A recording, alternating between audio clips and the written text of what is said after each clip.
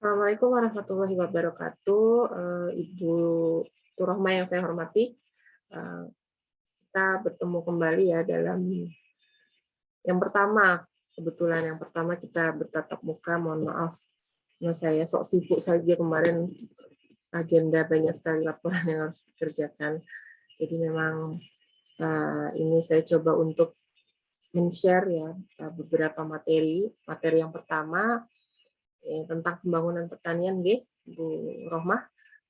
Jadi perkenalkan, saya Isna, mungkin sudah sering kita berbincang lewat WA. Salam kenal, semoga sehat Bu Rohmah, bisa beraktivitas lancar semua urusan dan kegiatannya. Hari ini saya akan mencoba menyajikan konsep dan indikator pembangunan.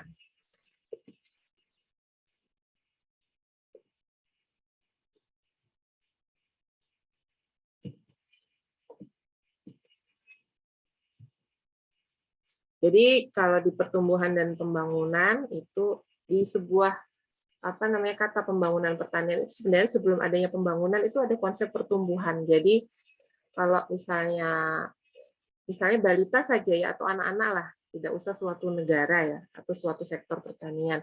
Kasarannya dalam skala kecil misalnya ada pertumbuhan manusia itu kan dimulai dari lahir ya sampai mungkin ada 5 tahun pertama ya, balita seperti itu. Kemudian bagaimana bisa tumbuh dan berkembang ya. Jadi tumbuh dan berkembang itu ya, tahap berkembang itulah tahap pembangun sebenarnya.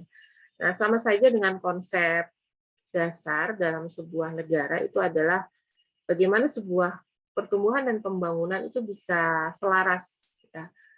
Selaras walaupun sebenarnya hasilnya itu berbeda. Ya, misalnya output-nya antara pertumbuhan berbeda dengan output yang dihasilkan oleh pembangunan, tapi sebelum adanya pembangunan itu pasti harus ada indikator yang namanya pertumbuhan terlebih dahulu. Kalau tanpa ada pertumbuhan, artinya pembangunannya itu mandek atau tidak berlangsung sebuah perkembangannya. Nah, ini dua konsep ini, pertumbuhan dan pembangunan, itu mempresentasikan pembangunan proses jangka panjang. Misalnya untuk pertumbuhan menunjukkan adanya peningkatan output, kemudian pembangunan di sini ada mencakup peningkatan output yang terkait dengan perubahan teknis dan institusional, jadi pembangunan itu lebih luas daripada pertumbuhan. Kemudian ada konsep pertumbuhan saling terkait dengan pembangunan. Jadi kalau tadi kan pertumbuhannya itu ciri itu ada peningkatan output ya atau peningkatan hasil. Tapi kalau pembangunan ini ada selain peningkatan output juga ada perubahan teknis. Ya, teknisnya berubah tidak, lebih meningkat tidak, atau secara institusional kelembagaan lebih menunjang atau tidak. Jadi memang satu dan lain hal ini adalah konsep yang saling berkaitan, yang ibaratnya yin dan yang begitu. Jadi saling melengkapi lah satu dengan yang lain. Jadi satu menjadi indikator yang lain seperti itu. Nah, untuk pembangunan ini lebih luas dari pertumbuhan ya, karena indikatornya itu tidak hanya output saja seperti pertumbuhan, tapi lebih ke arah perubahan teknis dan institusional. Jadi ada nggak perubahan teknis? Misalnya kalau pembangunan pertanian itu ada bagaimana teknis, misalnya kita merubah suatu pola pertanian di suatu daerah misalnya, bagaimana teknis irigasi pengairannya, bagaimana kelembagaan pertanian terkait kelompok tani atau kelompok wanita tani atau HIPA-nya itu bagaimana ya. HIPA itu himpunan pemakai air untuk jenis sawah irigasi. Nah, kemudian di sini adalah konsepnya pertumbuhan saling terkait dengan pembangunan. Artinya tanpa pembangunan maka pertumbuhan akan tersendat atau berhenti. Ya. Nah, kemudian ada lagi bagaimana harus dapat mempertahankan pertumbuhan. Jadi ini saling mengait nih. Jadi saling mengait, terus bagaimana pertumbuhan itu harus tetap dipertahankan, kalau bisa itu meningkat. Kemudian kalau pertumbuhan itu sendiri tanpa adanya suatu suplai pembangunan itu juga pasti akan tersendat. Ya, tanpa adanya perubahan teknis dan institusional itu akan tersendat. Kemudian ini adalah pembangunan di Indonesia dari kisaran 2000 sampai sekarang ya. Terakhir 2 tahun yang lalu ini sampai sekarang Kalau 2000 itu masih bidang ekonomi, bidang agama dan kepercayaan, bidang sosial budaya, bidang politik, bidang hukum. Tahun 2010, 10 tahun kemudian ada bidang ekonomi, pertanian dan industri, ada bidang kesejahteraan rakyat, di pendidikan kebudayaan, ada agama dan kepercayaan, iptek, hukum, bidang politik, aparatur negara, ada masalah komunikasi media massa, ada hukum. Kalau sekarang mulai dari 2019 ini pembangunannya terpusat, ya Bu. Jadi pembangunan pusat dan tidak merata selama ini hanya mengutamakan kehidupan ekonomi, tidak diimbangi kehidupan sosial politik, ekonomi, demokratis dan berkeadilan. Beberapa konsep pembangunan. Jadi ada konsep pembangunan itu konsep ekonomi makro, ada hasil akhir pembangunan adalah adanya pertumbuhan ekonomi, kemudian pendapatan nasional secara sebagai ukuran dan hal yang perlu diperhatikan. Jadi bagaimana konsep secara ekonomi makro? Jadi secara pertumbuhan ekonomi ini merupakan hasil akhir dari indikator pembangunan suatu negara, adanya pertumbuhan ekonomi di suatu wilayah atau di suatu negara secara terpusat. Kemudian pendapatan nasional itu sebagai ukuran pendapatan nasionalnya meningkat atau tidak. Ya. Kemudian dari konsep kependudukan juga, kalau laju pertumbuhan penduduk besar itu harusnya kesempatan kerja besar, bukan laju pertumbuhan besar. Sekarang ya kesempatan kerja, apalagi dihantam 2 tahun ini pandemi, justru kesempatan kerja itu banyak industri, pabrik yang tutup, jadi banyak yang di PHK, malah kesempatan kerjanya malah semakin menyempit ya. Kemudian karena kalau kesempatan kerja terbatas, tingkat kemiskinan itu rendah. Kemudian untuk transisi demografi ini demografi kita lihat kalau secara pertumbuhan itu tipenya stagnan, kalau indikatornya adalah kelahiran dan kematian tinggi. Jadi imbang sama. Jadi pertumbuhannya tuh tetap. Nih, kalau pertumbuhan cepat, kelahiran tinggi, kematian rendah. Kalau stabil, kelahiran rendah, kematian rendah. Nah, ini 3 tipikal transisi demografi. Kemudian ada struktur umur, ada dependensi rasio, ada penduduk di bawah umur 15 tahun dengan penduduk usia kerja sangat besar. Kemudian negara yang sedang berkembang, nah ini untuk termasuk Indonesia ya, jadi penduduk di bawah umur 15 tahun dengan penduduk usia kerja sangat besar.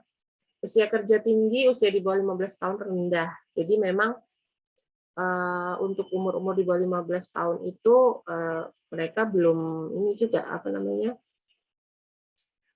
di negara maju kan mereka sangat memperhatikan usia kerja ya. Jadi kalau umur 15 ini masih dalam taraf sekolah. Nah, ini untuk usia di bawah 15 tahun tinggi, angka kelahiran turun, maka pertumbuhan penduduknya tetap tinggi. Jadi memang suatu dilematis untuk struktur umur ya. Jadi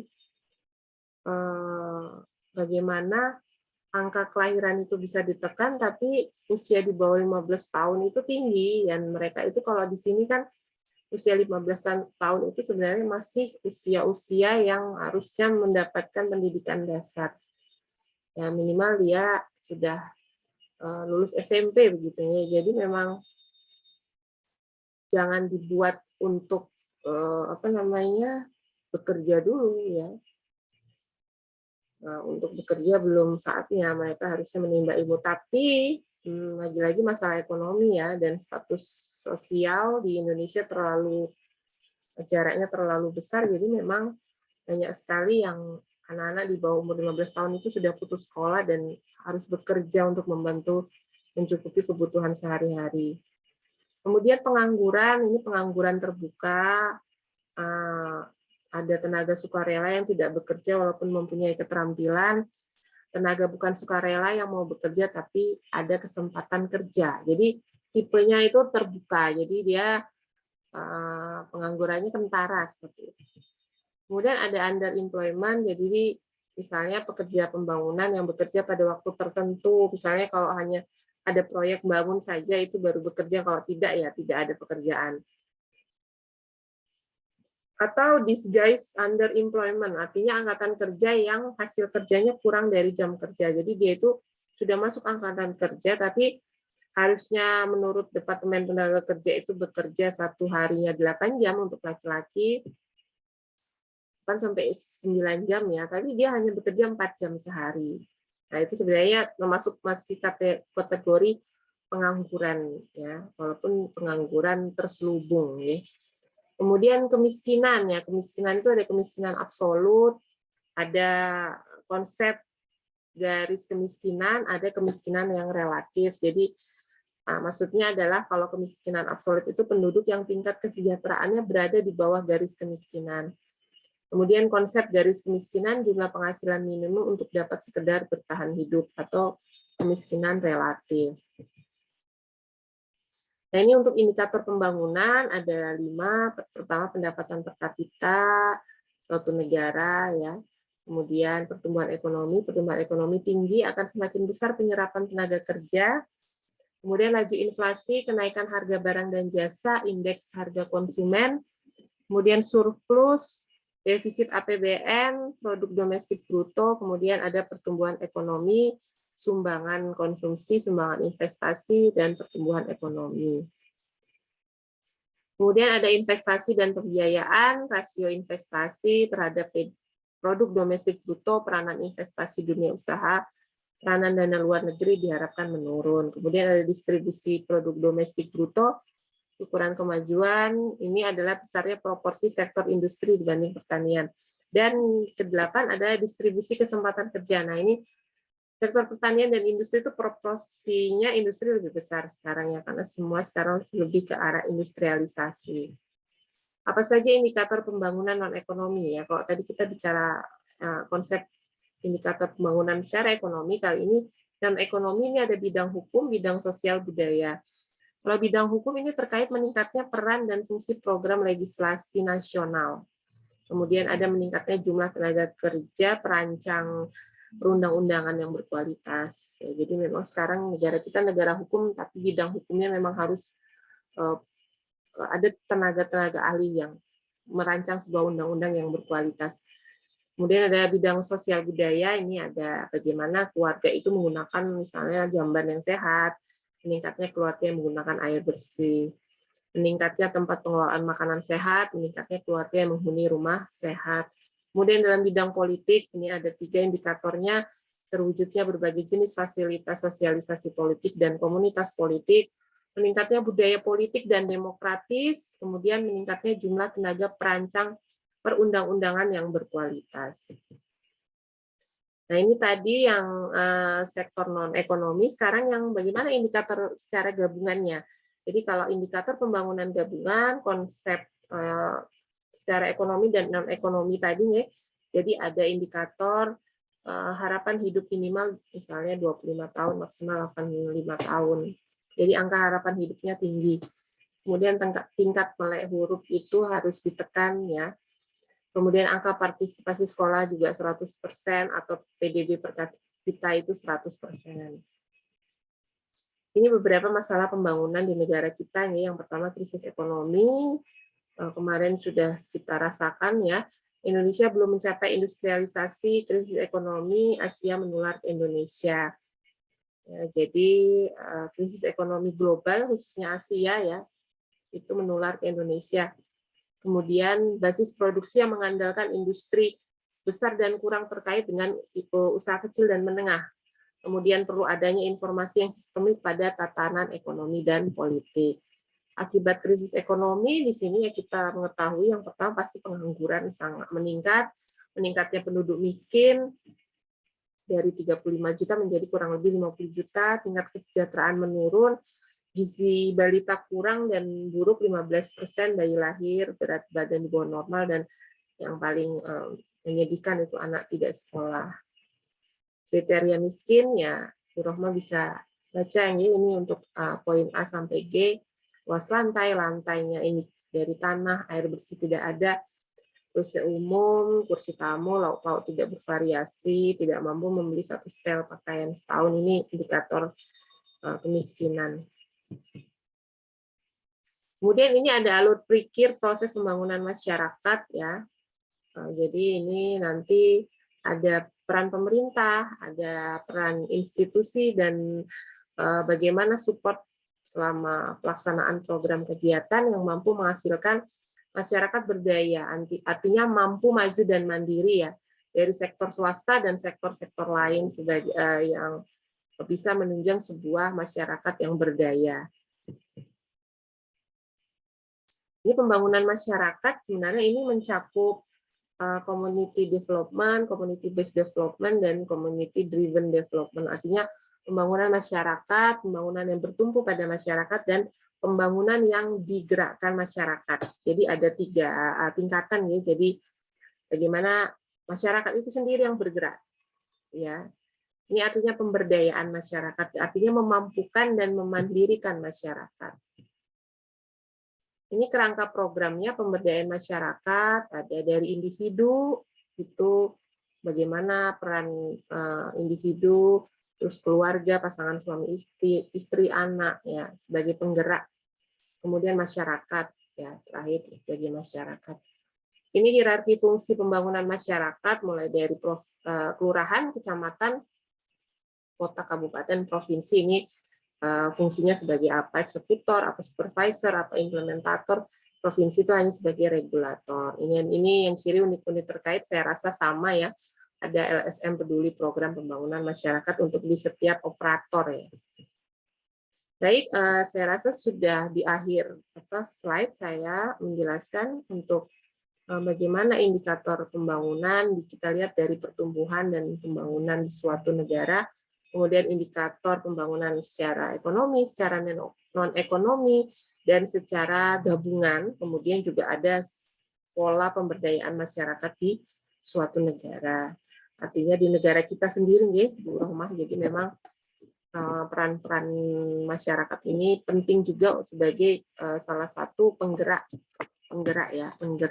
bagaimana sebuah pembangunan itu bisa berjalan sesuai dengan apa yang sudah diberikan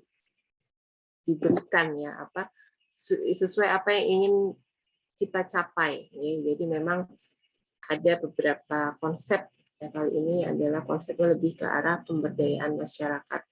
Baik, Bu Rohmah, mungkin cukup sekian dulu untuk materi yang pertama. Nanti kalau ada pertanyaan silakan bisa diajukan di WA WA. Insya Allah nanti kalau ada pertanyaan saya akan menjelaskan dan saya akan jawab. Baik, terima kasih atas waktu dan kehadirannya. Mohon maaf jika ada kekurangan. Saya akhiri.